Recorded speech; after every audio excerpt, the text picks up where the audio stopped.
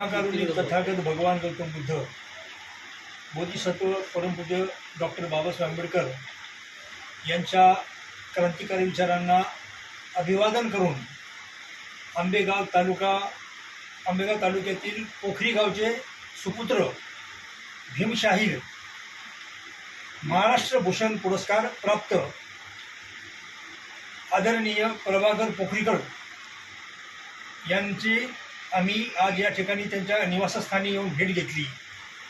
त्यांची प्रकृती बरी नसल्यामुळे त्यांना आर्थिक मदतीची अतिशय गरज असल्यामुळे आम्ही आंबेगाव तालुका बौद्ध सेवा संस्था मुंबई रजिस्टर्ड या संस्थेच्या वतीने त्यांना फळाची पाकळी म्हणून रुपये 10,000 धम्मदान म्हणून त्यांना त्यांच्या उपचारासाठी दिलेले आहेत।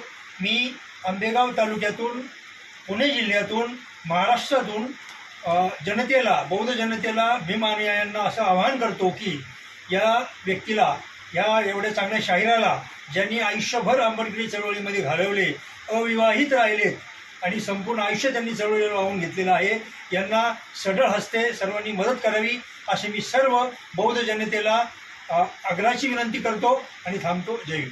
जय भीम। जय भीम। ठीक आहे। हां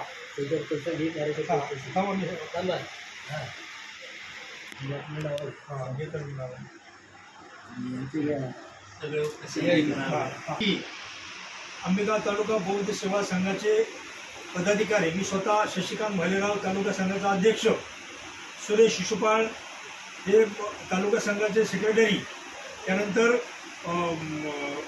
नंदकुमार रोकडे तालुका संघाचे कार्याध्यक्ष, त्याचबरोबर MB खरात हे अंतर्गत हिशोब तपासनीस, त्यानंतर विनीत लवंदे हे तालुका संघाचे खजिनदार, त्याचबरोबर चिटणीस म्हणून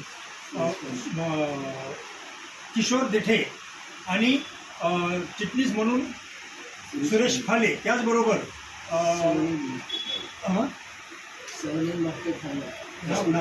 अश्विनजी गायकवाड हे सुद्धा या ठिकाणी उपस्थित आहेत। आमच्या सर्वांच्या उपस्थितीमध्ये आम्ही त्यांना धम्मदान दिलेलं आहे। धन्यवाद। जय भीम।